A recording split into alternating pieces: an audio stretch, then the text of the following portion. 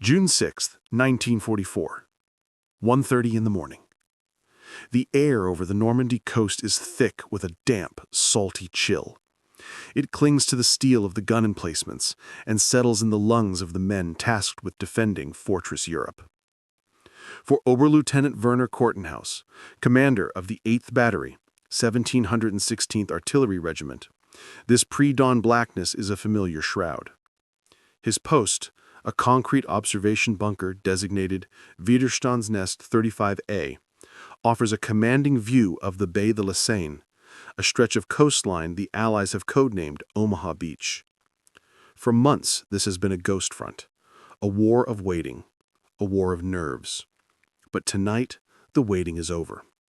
A low rumble is growing, a monstrous, mechanical breathing that seems to emanate from the very soul of the English Channel. Below him, in the interconnected trenches and machine gun nests, the young soldiers of the 352nd Infantry Division are on high alert.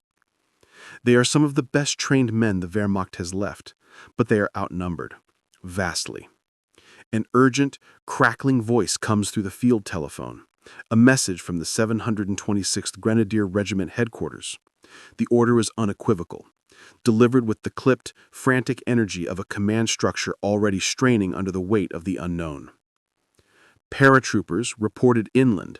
All units are to hold their positions. Hold your positions. Do not engage unless directly fired upon.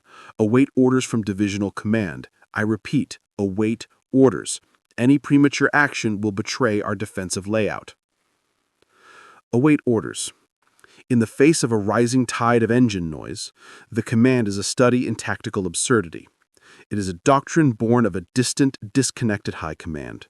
A leadership convinced the real invasion, the Hauptlandung, will come at the Pas de Calais, hundreds of kilometers away. To fire the artillery now, to reveal the battery's precise location based on a few scattered paratroopers, would be to waste their most vital asset.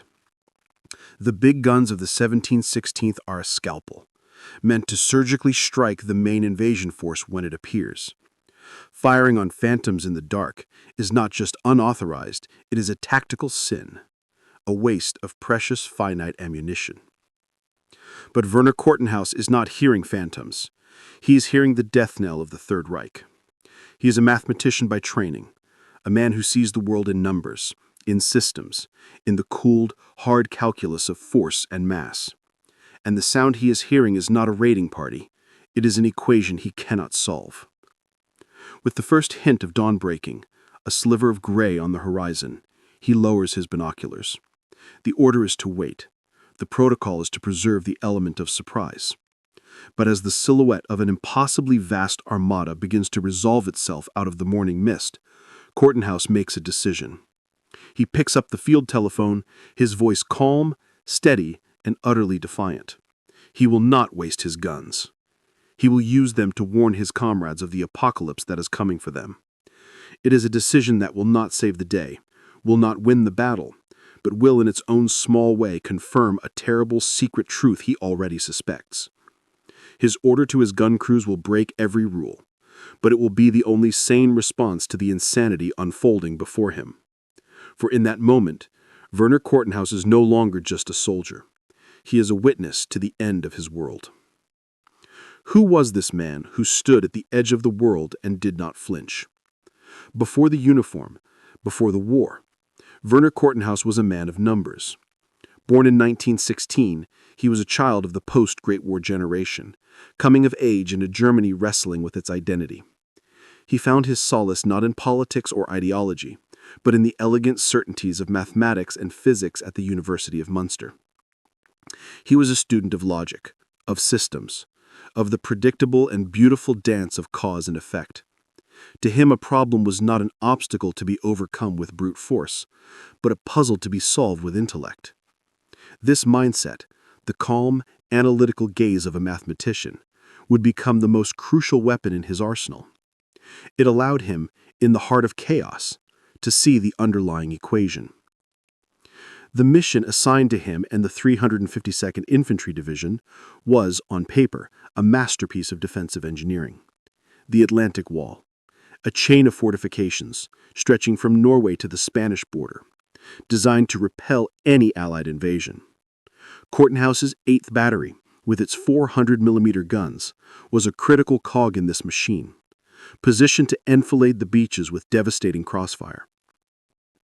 They were facing an enemy of overwhelming industrial might, the combined forces of the United States, Great Britain, Canada, and their allies. The strategic context was a nightmare of probabilities. German High Command, including Field Marshal Rommel, who had inspected these very defenses, was convinced of two things.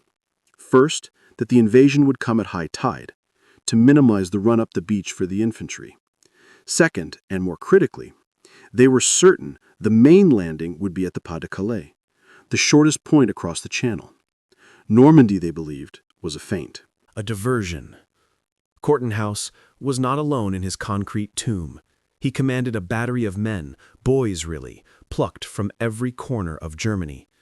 There was his second in command, Lieutenant Heinz Helmut von der Au, a young aristocrat from Prussia who carried himself with a rigid formality that masked a deep fear for the men under his command. There were the gun captains, men like Feldwebel Schmidt, a veteran of the Eastern Front who had seen horrors that made the waiting on this quiet French coast feel like a holiday. And there were the teenagers, the radio operators and ammunition carriers, boys who had been indoctrinated by the Hitler Youth, their heads filled with visions of glory, their hearts now pounding with a terrifying, unspoken dread. They were a microcosm of the German war machine in 1944. A handful of hardened veterans leading a generation of true believers, all staring out at an ocean that held their fate. As the minutes ticked by on that morning of June 6th, the situation began to unravel. The official plan was already failing. Radio reports became a torrent of confused and contradictory information. Paratroopers were everywhere and nowhere. Ghostly radar signals flickered and died. Allied bombers were pounding the coastline, but their payloads were falling miles inland, missing the coastal fortifications entirely, a fact that only deepened the confusion. A frantic call from a forward listening post reported the sound of ships. Many ships. But how many? A dozen? 100? The reports were dismissed by higher command as exaggerated, the nervous imaginings of jittery centuries. The calm, authoritative voices from regimental headquarters remained chillingly detached, reiterating the same insane order. Hold your fire. Await confirmation of the main landing. Confirmation.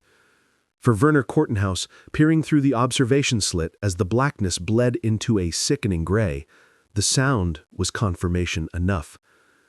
The trap was not closing on the enemy. The trap was the bunker itself, the entire Atlantic wall, and he and his men were inside it. Time was not running out. It had already run out. The aha moment for Werner Kortenhaus was not a sudden spark of tactical genius. It was a moment of crushing mathematical certainty. As the light grew, the mists on the English Channel began to part, not revealing a fleet, but an entire floating continent of steel. Ship after ship after ship, stretching to the horizon in every direction. Battleships, cruisers, destroyers, and a carpet of landing craft that seemed to cover the entire surface of the water. Other officers saw an invasion. Kortenhaus, the mathematician, saw a logistical proof. He saw the factories of Detroit and the shipyards of Glasgow. He saw the endless supply lines, the mountains of ammunition, the rivers of fuel, the millions of men held in reserve. He saw an equation of industrial might so overwhelmingly lopsided that no amount of German courage or tactical brilliance could ever hope to solve it. In that instant he understood. This wasn't a battle. It was the conclusion of a long-solved mathematical problem.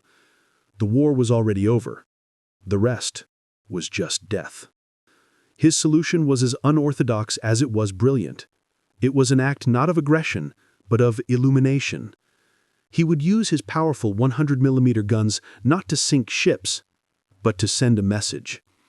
He picked up the field telephone connecting him to his gun crews.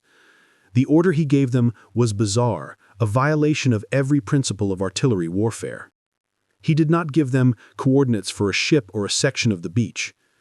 He ordered them to fire illumination rounds, star shells, flares designed for night combat to be fired up into the sky. In the growing light of dawn, it was a completely nonsensical command. A high-pitched whistle cuts through the air, and then, high above the Normandy coast, a star shell bursts, its magnesium flare igniting with a brilliant white light. It hangs in the dawn sky, a new, terrible sun. And in its stark, unforgiving glare, the impossible became real. For miles in every direction, up and down the coast, other German units, other commanders in their own concrete tombs who had been staring into the same misty horizon, suddenly saw what Kortenhaus saw. The star shell illuminated the armada. 7,000 ships. The ghost fleet was real. The nightmare was upon them. The psychological impact was immediate and profound. From the German perspective, Kortenhaus's star shells were not a warning from a single rogue battery. They were misinterpreted as a coordinated signal, a sign that the High Command was aware that this was the main invasion, the Schwerpunkt. The flares triggered a cascade of action. All along the coast, German batteries that had been held in silent reserve, following the order to wait, began to open fire. The element of surprise, which the Allies had counted on, was instantly degraded. But more importantly, Kortenhaus's act of defiance shattered the state of paralysis that had gripped the German command structure. It forced them to confront the reality that was floating just off their shores. The hesitation, the disbelief, the rigid adherence to a flawed plan, it all evaporated in the light of those flares. The Great Escape, in this case, was not for Kortenhaus's men, but for the hundreds of American soldiers who would soon be storming the beaches. Because the German batteries began firing prematurely at the larger naval vessels far out at sea, rather than waiting to decimate the landing craft as they approached the shore, the Allied naval forces were able to pinpoint their locations with terrifying speed and accuracy. The full, crushing weight of the Allied naval bombardment was brought down upon the German coastal defenses far earlier and with more precision than might have otherwise been possible. Battleships like the USS Texas and the USS Arkansas, with their massive 14-inch guns, began a systematic demolition of the Atlantic Wall. For Kortenhaus and his men, the result of his brilliant, desperate act was hell on earth. His battery had, in effect, painted a giant target on its own back. The counter-battery fire was swift and brutal. The controlled collapse he had initiated along the German defensive line now included his own position. He had warned his comrades, but in doing so, he had sealed his own fate. His defiance had been an act of intellectual honesty, a final, futile attempt to make his army face the mathematical truth of their situation. The legend that would emerge from this was not one of a ghost battery or a hidden force, but something far more poignant. Among the scattered German survivors of Omaha Beach, there would be whispers of the officer who had lit up the sky, the man who had shown them the end of the world just moments before it consumed them. He hadn't fought the enemy. He had fought against illusion, and for a few brief moments, in the light of his flares, he had won. For Werner Kortenhaus, there was no immediate peer recognition in the conventional sense. There was only survival. His battery continued to fire throughout the day, engaging targets on the beach, dueling with American destroyers that steamed dangerously close to the shore. But the first, quiet validation of his decision came not from a fellow officer, but from the grim reality of the battle itself. As fragmented reports trickled in from other sectors, it became clear that the German defenses were crumbling everywhere. The 352nd Division, thought to be one of the best on the front, was being systematically annihilated. A runner, dispatched from a neighboring company command post before the lines were cut, found his way to Kortenhaus's bunker. He was a boy of no more than 18, his face pale with terror. "From Lieutenant Zimmerman, sir," he said to thank you for the light. We thought we were going mad hearing the engines. We didn't know. You showed us. He said you gave us a chance to die fighting. A chance to die fighting. In the brutal calculus of Omaha Beach, this was the highest form of praise. Kortenhaus had not offered them hope of victory, but the dignity of a clear-eyed defeat. He had stripped away the fantasy and left only the terrible, unvarnished truth. His unorthodox use of star shells had acted as a catalyst, forcing the entire defensive line into a state of active, if futile, resistance. The debriefing, when it finally came, was as tense and surreal as the battle itself. The German command structure, reeling from the shock of the invasion, was desperate to find answers, to assign blame. Kortenhaus was summoned to the rear to explain his actions. The charge was clear, laid out by the by-the-book staff officer, Oberleutnant Kortenhaus. This report states that at approximately 500 hours on the morning of the 6th, you, on your own authority, ordered the expenditure of illumination rounds. You did this against a direct order to hold all fire until the main landing was confirmed. You revealed the general position of our coastal batteries and initiated a premature engagement. Is this report accurate? His defense was not an excuse. It was a statement of fact, delivered with the cold, irrefutable logic of a mathematician presenting a proof. Yes, Herr Oberst, the report is accurate. And your justification for this flagrant breach of protocol. Sir, I saw 7,000 ships. The main landing was confirmed. In that moment, the regulations of the German army seemed small, insignificant. How do you discipline a man for accurately describing the apocalypse? The charges were quietly dropped. There would be no court-martial. There would be no commendation either. Werner Kortenhaus's action was too irregular to be praised, but too undeniably logical to be punished. He received the grudging vindication of silence. A more experienced combat officer, a major who had overheard the exchange, approached Kortenhaus afterward, out of the colonel's earshot. What you did, it was not in the manual, Oberleutnant, but then neither was that fleet. You are a good officer. Try to stay alive. The humble reward for Werner Kortenhaus was life itself. He was returned to his unit and fought on through the brutal hedgerow battles of the Normandy campaign. He was wounded multiple times and eventually captured by American forces. There was no medal for his actions on D-Day, no parade. His name would not be entered into the official annals of great military strategists. His genius was too quiet, too ephemeral. It was the genius of recognition, the courage to see a truth that everyone else was trying to deny, and to act on it, regardless of the consequences. His reward was the quiet, personal knowledge that on the morning the world ended, he had not been blind. He had lit a candle in the face of an eclipse. The ultimate proof of a battlefield innovation is its absorption into doctrine. Werner Kortenhaus's spontaneous, desperate act on D-Day was never officially credited to him. But in the years that followed the war, as military tacticians on both sides of the Iron Curtain studied the lessons of Normandy, a subtle shift in thinking began to occur. The concept of psychological bombardment was explored in greater depth. Artillery was not just a tool for physical destruction, but a weapon that could be used to manipulate the enemy's perception. In that moment, the regulations of the German army seemed small, insignificant. How do you discipline a man for accurately describing the apocalypse? The charges were quietly dropped. There would be no court-martial. There would be no commendation either. Werner Kortenhaus's action was too irregular to be praised, but too undeniably logical to be punished. He received the grudging vindication of silence. A more experienced combat officer, a major who had overheard the exchange, approached Kortenhaus afterward, out of the colonel's earshot. What you did, it was not in the manual, Oberleutnant, but then neither was that fleet. You are a good officer. Try to stay alive. The humble reward for Werner Kortenhaus was life itself. He was returned to his unit and fought on through the brutal hedgerow battles of the Normandy campaign. He was wounded multiple times and eventually captured by American forces. There was no medal for his actions on D-Day, no parade. His name would not be entered into the official annals of great military strategists. His genius was too quiet, too ephemeral.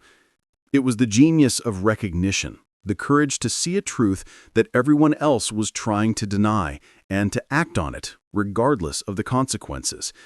His reward was the quiet, personal knowledge that on the morning the world ended, he had not been blind. He had lit a candle in the face of an eclipse. The ultimate proof of a battlefield innovation is its absorption into doctrine. Werner Kortenhaus's spontaneous, desperate act on D-Day was never officially credited to him. But in the years that followed the war, as military tacticians on both sides of the Iron Curtain studied the lessons of Normandy, a subtle shift in thinking began to occur. The concept of psychological bombardment was explored in greater depth. Artillery was not just a tool for physical destruction, but a weapon that could be used to manipulate the enemy's perception of the battlefield. In West German Bundeswehr training manuals from the 1960s, a new term appeared: Aufklärung durch Beleuchtung, or reconnaissance by illumination. It was a dry, technical name for a deceptively simple idea: using illumination rounds in unexpected situations, even during daylight, to force an enemy to reveal their intentions, to create a moment of battlefield-wide clarity, and to shatter the command paralysis caused by uncertainty. It was the ghost of Kortenhaus's desperate gamble, codified and integrated into the very institution that had once deemed his actions a breach of protocol. Third-party validation, the eyewitness accounts of history, would cement the legacy of that strange dawn. In a 1978 interview for a German military archive, a former infantryman from the 726th Grenadier Regiment, a man named Klaus Richter, recalled the moment with a chilling clarity. "We were in the trenches, hearing this noise from the sea, a sound like the world was tearing apart. Our lieutenant kept telling us it was a diversion, that the main attack was coming at Calais. We were all looking east. Then the sky lit up above us. One flare, then another. And we all turned and looked at the sea. And we saw it. We saw everything. In that moment, we knew Calais was a lie. We knew our leaders were wrong. We knew we were going to die. The man who fired those flares, I never knew his name, but he told us the truth." Another testimony comes from the diary of a chaplain attached to the 352nd Division, the Reverend Althaus. His entry for June 6, 1944, written by candlelight in a cellar during a lull in the fighting, reads, "This morning, God granted us a terrible vision. A soldier, somewhere on the coast, sent up flares into the dawn sky, and the light revealed the full measure of the enemy's wrath. It was as if he had pulled back the curtain on the final act of Götterdämmerung. There was no panic among the men when they saw it, only a profound and terrible silence, a shared understanding. It was a moment of grace in its own way, a gift of truth before the end." After the war, after his release from a prisoner of war camp, Werner Kortenhaus returned to his quiet life. He completed his studies, became a respected physicist, and raised a family. He rarely spoke of the war, and never of his actions on D-Day. He did not see himself as a hero. He was a man who had faced a problem, analyzed the variables, and chosen the only logical course of action. His battlefield genius was an extension of his civilian mind, the ability to see the underlying structure of a system, whether it was an atom or an army. The contrast between the quiet academic and the man who single-handedly broke the German army's chain of command on the most pivotal day of the war could not be more stark. He had seen the heart of the storm and then simply walked away, content to live in its quiet aftermath. But the final confession, the true explanation for his choice, came decades later in a letter to his eldest son. It is a document of profound insight, the final word from the man himself, explaining the why behind his decision. "You ask me if I was scared that morning. Of course, we all were. But what I felt more than fear was a sense of intellectual offense. I was a man of science, of logic, and the situation before me was deeply, profoundly illogical. The orders we were given, the entire strategic conception, it was a fantasy. It was a denial of the physical reality that was sitting on the horizon. My commanding officers wanted to fight a battle based on a theory. I could see the truth with my own eyes. To remain silent, to obey an order that I knew to be based on a falsehood, would have been a betrayal of everything I was. It would have been a betrayal of my own mind. So I did not fire the flares to be a hero or to be defiant. I did it because it was the only action that was consistent with the truth. That day, the battlefield taught me something no manual ever could, that the first duty of an officer is not to obey orders, but to obey reality. And maybe that's the real lesson, that sometimes history doesn't remember you for what you were ordered to do, but for what you chose to do when no one else would. The story of Werner Kortenhaus is a testament to the individual moments of clarity that can change the course of history, even in a losing effort. If you found this examination of battlefield genius compelling, please consider subscribing to WW2 Explained and clicking the bell icon to be notified of our future episodes. We have many more stories of unsung heroes and forgotten strategists to share. Thank you for watching.